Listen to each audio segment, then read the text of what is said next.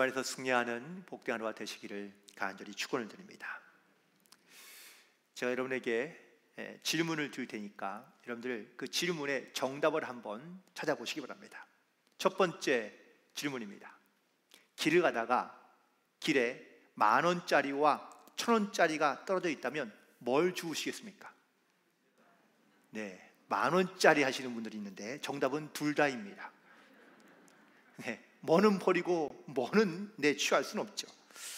인삼은 6년째가 되는 때에 캐야 제일 좋다고 그럽니다. 그러면 산삼은 언제 캐는 게 좋을까요? 네, 보는 즉시 캐야 됩니다. 네, 안 그러면은 누가 캐갈 수 있기 때문이죠. 마지막 문제인데요. 양심이 있는 사람이나 없는 사람이나 모두 시커먼 것이 있다고 그럽니다. 과연 그 시커먼 것은 뭘까요? 네, 9시 예배 때는 머리카락이요 라고 말씀하는 분이 있었는데 바로 그림자입니다. 사람의 그림자는 선한 사람이든 악한 사람이든 다 똑같이 검다고 그럽니다. 우리가 세상에 살아가면서 사실은 많은 문제들을 대하며 살아갑니다. 그런데 인생의 문제에 혹시 정답을 알고 계십니까? 만약에 정말 내 인생의 문제에 정답이 있다면 사실 인생을 실패하며 살아가는 사람들은 그렇게 많지 않을 것 같습니다. 그런데 우리가 알다시피 인생에는 정답이 없다고 합니다. 문제와 질문은 많은데 정답을 알 수 없거나 정답이 없으니 틀리니 그러니 혼돈과 혼란이 있는 것이죠. 누구는 이것이 정답이라고 얘기하고 또 다른 사람은 그게 아니라 다른 것이 정답이라고 얘기합니다. 결국 우리는 인생의 문제들을 풀어감에 있어서 다 자기의 소견에 오른 대로 생각하며 판단하며 살아가는 경우가 많다는 것이죠. 인생을 살다 보면 오르락내리락 할 때가 있습니다. 좋을 때도 있지만 나쁠 때도 있고 또 내려갈 때도 있지만 올라갈 때가 있습니다. 오늘 저 어릴 적 추억의 놀이기구 중에 하나가 바로 이제 시소인데, 시소가 혹시 영어로 뭔지 아십니까? 시소가 영어인가요? 라고 묻는 분들이 있습니다. 네, 시소를 영어로는 시소라고 이렇게 얘기합니다. 그런데 이게 영어로 표현하니까 본다는 보인다는 그런 see라는 것이 있고요. 그 다음에 이 so는 과거형으로 보였다라는 그런 의미로 see, saw가 바로 이 시소의 어원이 된다고 합니다. 그런데 제가 사전을 찾아보니까 진짜 이 시소의 어원은 톱질을 하는 saw라는 이 톱에서부터 나온 사실은 어원이라고 합니다. 톱질할 때 이렇게 앞으로 뒤로 왔다 갔다 하는 것들이 바로 이 시소의 원리라 되어서 그래서 이제 시소라고 붙였는데 지금 대부분의 많은 젊은이들은요 이 어원은 잘 생각하지 않고 보이는 것 그리고 이 보이는 것의 과거형으로만 생각하며 살아가는 경우들이 많다는 겁니다. 그랬더니 이 어원을 이렇게 얘기했더니 그 댓글에 보인 반응이 재밌습니다. 놀이기구 이름이라 그냥 미끄럼틀이나 혹은 그네처럼 한국말인 줄 알았다는 겁니다. 영어인 줄 처음 알았다는 겁니다. 혹시 오늘 이 중에 여러분들 가운데 그런 분이 계실지 모르겠습니다. 또 시소에 이런 오묘한 뜻이 있다는 것을 새삼 알았다고 반응하는 사람도 있습니다. 처럼 어쩌면 우리의 인생이 마치 시소를 타듯 한때는 올라가기도 하고 내려가기도 하는 것이 아마 우리의 인생의 모습이라고 말할 수 있을 겁니다. 창세기 28장에 보면 야곱이요 꿈을 꾸게 됩니다. 근데 그 꿈에 자기가 있던 곳에 사닥다리가 놓여진 것을 보게 되는데 그 사닥다리가 하늘 끝에 닿았고 그 사닥다리를 천사들이 오르락 내리락 하는 이 환상을 보게 됩니다. 자, 그렇다면 하나님께서 이 야곱에게 이 사닥다리의 환상을 보여주신 이유는 과연 뭘까요? 먼저 본래 하늘과 땅은 연결되어지지 않고 단절되어 있는 그러한 관계에서 출발합니다. 야곱은 지금 자기의 형을 피하여 도망가고 있는 중입니다. 이제 이 야곱은 가족과 식구들과는 단절된 삶을 살아갈 수밖에 없다는 것이죠. 야곱이 의지할 사람도 없고요. 심지어 그가 아버지가 섬기던 하나님을 믿긴 했지만 이제 집을 떠나오면서 하나님과의 관계도 단절되고 끊어진 것처럼 여겨진지도 모릅니다. 그런데 이런 인생의 내리막을 걷고 있는, 단절되어 있는 그에게 하나님께서 찾아오신 겁니다. 마치 땅과 하늘을 연결시키듯 그 사닥다리를 통하여 하나님께서 이 야곱에게 환상 가운데 나타나신 것처럼 하나님께서 이 야곱에게 환상을 보여주시고 난 다음에 야곱은요 깨닫게 됩니다. 꿈에서 깬 이 야곱이 그곳에 하나님이 계시다는 것을 깨닫고 거기에 돌을 갖다 놓고 기념비를 세웁니다. 그리고 이렇게 얘기합니다. 여기가 바로 하나님의 집이구나, 하늘의 문이구나 라는 것을 깨닫고 그곳을 베델이라고 이렇게 지칭합니다. 이후에 야곱이 여차저차해서 다시 고향으로 돌아오게 됩니다. 고향으로 돌아오고 난 다음에 하나님께서 다시 환상 가운데 이 야곱을 부르십니다. 바로 베델로 올라가라 말씀하시자 이 야곱이 모든 식구들을 다 모아놓고요, 자기가 갖고 있는 모든 것들을 다 이방신들을 정리하고 그리고 베델로 다시 올라가 살게 됩니다. 우리는 살아가면서 하나님과 나의 관계가 단절되어 있다고 생각하며 느낄 때가 종종 있습니다. 그래서 인생의 내리막길을 가다 보면 정말 하나님이 살아계신지 아니면 정말 하나님이 나와 함께하고 계시는지 이 사실에 대하여 우리는 의심하거나 아니면 부정하는 경우들이 종종 있습니다. 그런데 하나님은 한 번도 우리를 떠나거나 외면하시지 아니하시고 버리시지 않으셨다고 말씀하시는데 우리가 마치 하나님과 단절되어 있다고 느끼는 것처럼 살고 있다는 겁니다. 오늘 본문에서 시편의 기자가 인생에 내려갈 때와 올라갈 때를 경험하면서 인생에 내려갈 때 어떻게 하나님께 나아가야 되는지, 또 내 인생이 다시 회복되고 올라갈 때에 어떻게 하나님을 찾아야 되는지 오늘 그 이야기를 우리에게 전해주고 있는데, 오늘 말씀을 통하여 저와 여러분도 이렇게 인생 가운데 내려갈 때가 있든 올라갈 때가 있든 간에 하나님을 향해 온전히 나아갈 수 있는 그러한 믿음의 결단이 있게 되기를 간절히 소망합니다. 첫 번째는 내려갈 때입니다. 오늘 본문에서 시편에 있는 기자는 내 인생의 내리막을 찾아올 때에 반드시 하나님을 찾고 부르짖으라고 말해주고 있습니다. 첫 번째, 이가 하나님의 부르짖을 때에 하나님께서 나를 고치시기 때문이라고 고백하고 있습니다.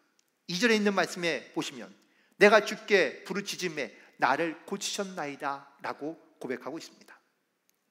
이것은 다윗이 아마 어떠한 고통과 혹은 어떠한 질병을 갖고 있는지는 정확하게 표현되어 있지 않지만 다윗이 생사의 기로에서 인생의 내리막길을 걷고 있는 것을 의미하고 있으며 이때에 하나님께 찾고 하나님께 부르짖는 것이 가장 중요하고 필요하다는 것을 우리에게 또한 말하고 있는 겁니다. 누가복음 10장에 보면 태어나면서부터 소경이었던 한 사람이 등장합니다. 그의 이름은 바로 바디메오인데요, 그런 인생의 바닥을 치고 있는 그러한 삶을 살고 있습니다. 보이는 것 없이 살아간다는 것, 그건 바로 세상에 소망도 없고 혹은 또 기댈 곳도 없다는 것을 의미하고 있습니다. 이랬던 그에게 예수님의 이야기가 들려지자 그에게 새로운 소망이 하나 생기기 시작했는데 그것은 바로 예수님을 만나면 내가 고침받을 수 있다라는 겁니다.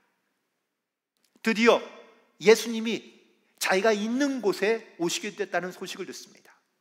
그리고 예수님과 무리들이 함께 지나갈 때에 비록 보이진 않지만 이 바디메오는 예수님을 위하여 크게 소리칩니다.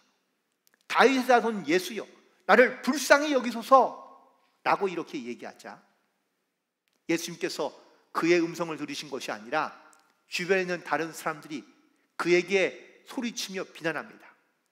시끄럽게 하지 말고 잠잠하라고 그를 다그칩니다. 그러자 이 바디메오가 더욱 크게 소리질러 예수님을 찾자 예수님께서 그 부르짖는 소리를 들으시고 그의 병을 고쳐 주신 것을 보게 됩니다. 우리도 어떠한 어려움과 문제가 있을 때마다 우린 주님 앞에 부르짖기를 멈추지 말고 더욱 큰 소리로 하나님 앞에 부르짖으며 나아갈 때 하나님께서 우리의 음성과 또한 우리의 소리를 들으시고 우리에게 반드시 도우시고 역사해 주실 줄로 믿습니다. 또한 하나님께 부르짖는 이유는 바로 수월의 경계에서 나를 살리신다고 말씀하고 있기 때문입니다.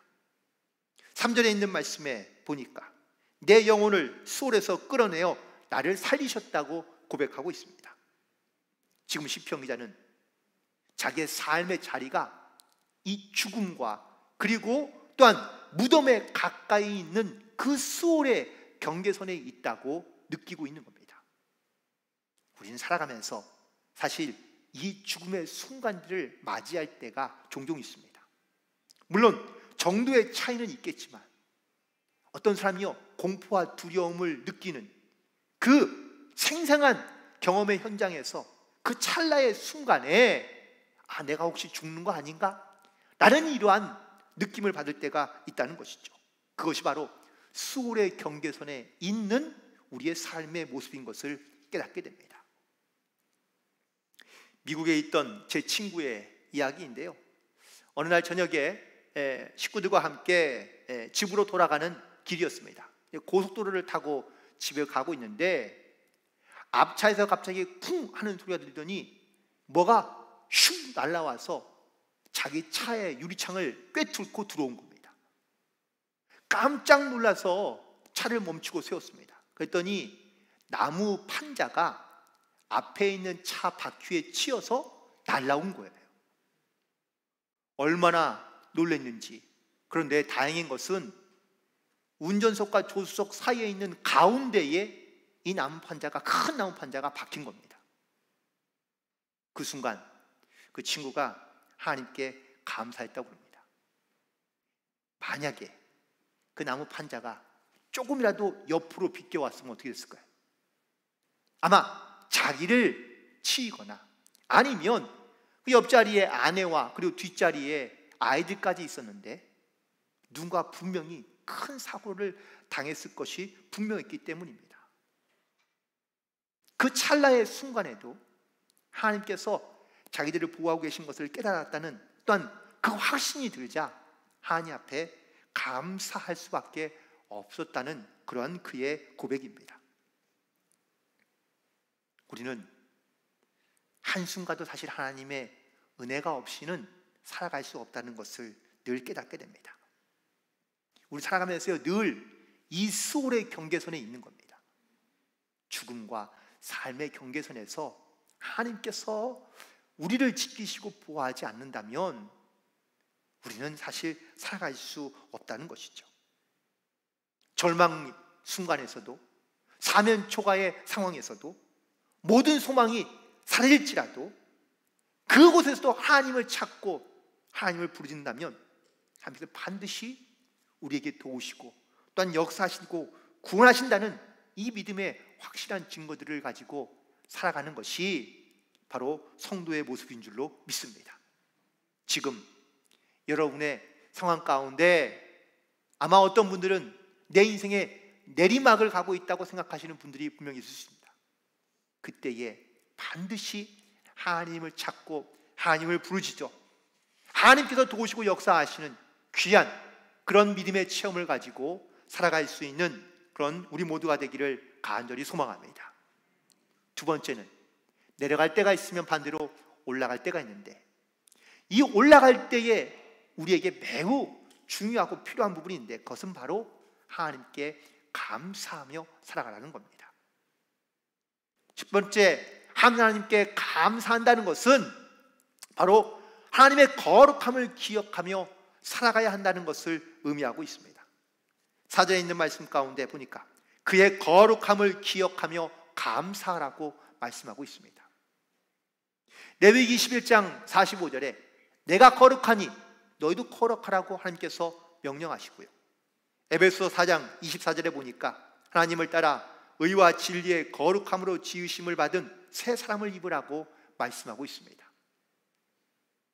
우리에게 필요한 신앙과 믿음의 자세 가운데 우리 하나님께 감사하며 살아간다는 것은 나의 영적인 이러한 아이덴티티인 주님의 백성, 하나님의 자녀인 이 거룩함을 잃어버리지 않고 살아가는 것을 의미합니다. 그런데 잘 되거나 아니면 인생의 성공의 가도를 달려갈 때 보면은요, 대부분 다 많은 사람들이 교만해집니다. 교만해진다는 것은 내가 하나님의 거룩함으로 살아가야 한다는 것을 잃어버리며 살고 있다는 그러한 의미이기도 합니다. 우리를 하나님의 거룩함으로 잘 지키며 보호하고 보존해야 되는데, 스스로 교만하다 보니, 너무 잘 되다 보니, 내 인생에 오르막을 가다 보니 교만하여져서 하나님의 거룩함을 잃어버릴 때가 많다는 겁니다. 그래서 우리의 거룩함을 기억하고 이 거룩함을 지키며 감사함으로 살아갈 수 있는 그러한 성도로서 살아가라고 말씀하고 있는 겁니다. 잘 나가는 사람이 그 거룩함을 지킨다는 것은 결코 쉽지 않습니다. 그 대표적인 사람이 바로 다니엘과 세 친구들인데, 다니엘이 비록 이스라엘의 포로로 붙잡혀 왔지만 그 중에서 제일 똑똑하고 지혜로운 아이들로 선발이 되어서 바벨론의 왕궁에서 먹고 자고 배우게 됩니다. 그런데 아무리 생각하고 또 생각해 보아도 자기가 지금 이 먹고 있는 음식이 거룩하지 않다는 것이 늘 마음에 걸립니다. 그래서 환관장을 찾아가 이렇게 얘기합니다. 내가 앞으로 음식을 먹지 않고 그리고 일주일 동안 내가 채소와 무만 먹겠다고 이야기합니다. 결국 하나님의 거룩함을 먼저 선택하며 뜻을 세웠던 이 다니엘과 그리고 세 친구들에게 하나님께서 역사하셨는데, 다른 사람들보다 훨씬 더 지혜롭고 그리고 탁월한 능력을 하나님께서 허락해 주신 것을 깨닫게 됩니다. 이후에도 그들이 이 바벨론의 나라의 고관들로서 장관들이 되었을 때에 그들의 신앙과 믿음을 시기하는 많은 사람들이 그들을 곤란한 가운데 빠뜨리게 됩니다. 하지만 그 모든 상황에서 그들은 여전히 자기들의 거룩함을 지키고자 결단하고 포기하지 않습니다. 나중에 오히려 이 사건이 전화위복이 돼요. 그들의 신앙과 믿음을 온 백성이 따르게 하는 조서를 이 바벨론의 임금이 내리게 되는 것을 보게 됩니다. 우리가 하나님의 거룩함을 지키며 살아간다는 것이 물론 결코 쉬운 일은 아닐 수 있습니다. 특별히 더 우리가 잘 될 때에, 올라가는 인생을 살고 있을 때에 이 주님의 거룩함을 반드시 기억하고 그 거룩함을 지키며 살아갈 수 있는 그런 우리 모두가 되기를 간절히 부탁을 드립니다. 두 번째는 잘 될 때에 바로 하나님의 은총과 또한 하나님의 이 기쁨이 우리 가운데 늘 함께하고 있다는 것을 말씀하고 있습니다. 베드로전서 1장 6절에 보니까 그러나 너희 이제 여러 가지 시험으로 말미암아 잠깐 근심하게 되지 않을 수 없으나 오히려 크게 기뻐한다고 고백하고 있는데요, 기쁠 때 감사하고 즐거울 때 감사하는 것은 사실 누구나 할 수 있습니다. 그런데 슬픔과 분노가 있을 때에도 감사하고 그리고 또한 그것을 인내함으로 하나님 앞에 감사하는 것이 결코 쉽지 않습니다. 특별히 분노가 변하여 기쁨이 되고 슬픔이 변하여 감사하게 되면 하나님의 은혜와 하나님의 은총이 무엇인지를 우리가 조금은 더 분별할 수 있게 되고 또한 감사할 수 있는 자가 될 수 있다는 사실입니다. 오늘 본문에 있는 말씀 5절에서 하나님의 노여움은 잠깐이고 하나님의 은총은 평생토록 함께한다고 말씀하고 있습니다. 혹시 여러분들 이 하나님의 말씀이 믿어지십니까? 그리고 이 말씀으로 여러분 하나님 앞에 정말로 감사하고 계십니까? 비록 저녁에는 울음으로 가득하였지만 아침이 되면 기쁨으로 가득한다는 이 하나님의 말씀을 과연 여러분들은 어떻게 깨닫고 혹은 어떻게 느끼며 어떻게 고백하고 계십니까? 미국에 있는 김충근 장로 그 박사의 이야기인데요, 그가 쓴 와이미라는 책이 있습니다.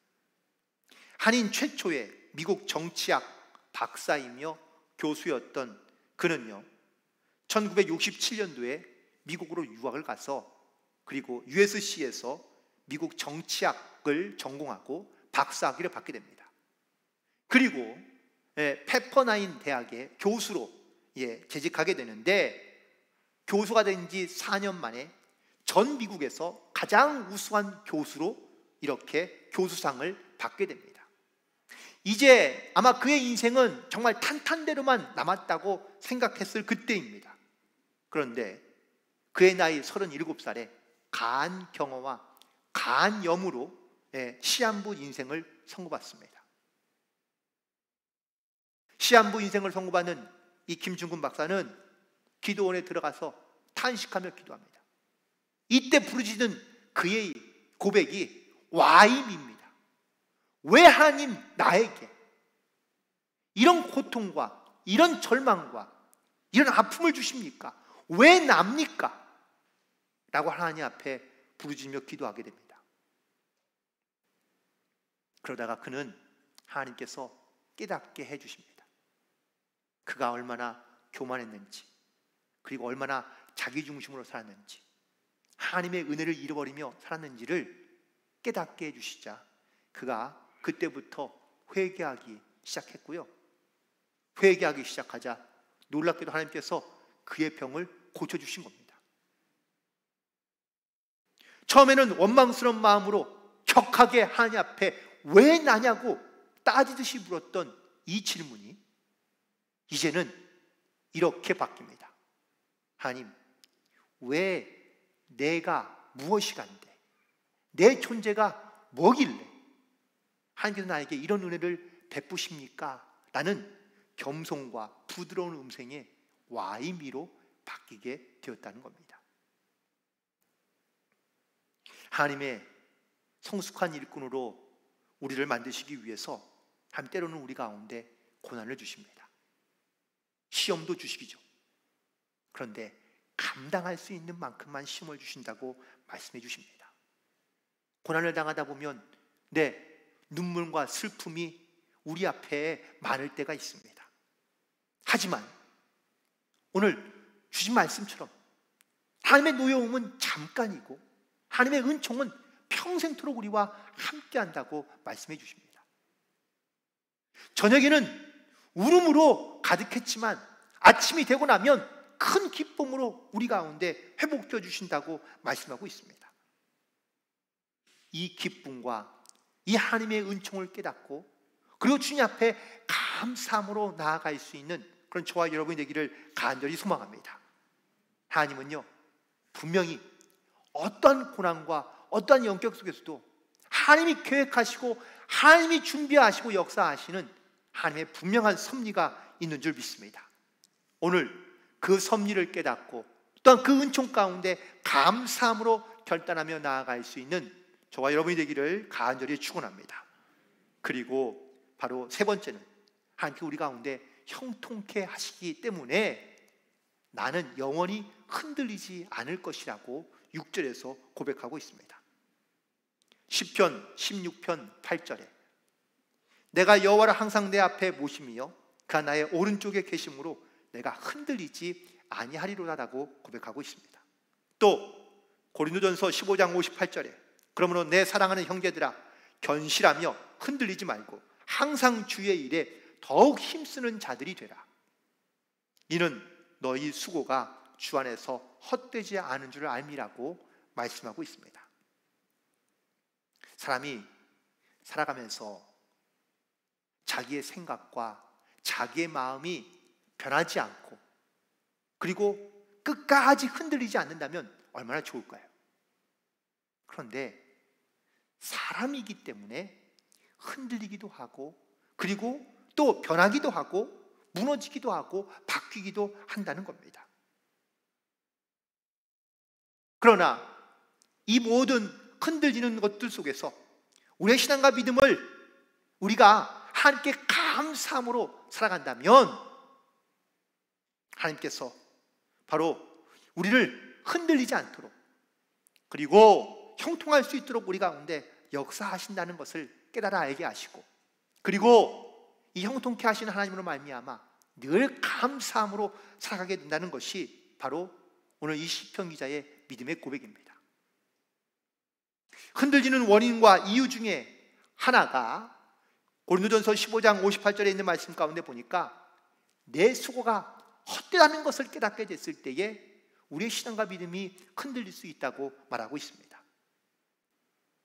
많은 사람들이 내가 정말 애쓰고 수고했는데 그 수고한 것을 몰라주거나 인정해 주지 않는다면 마치 허무하게 느껴질 때가 많이 있거든요.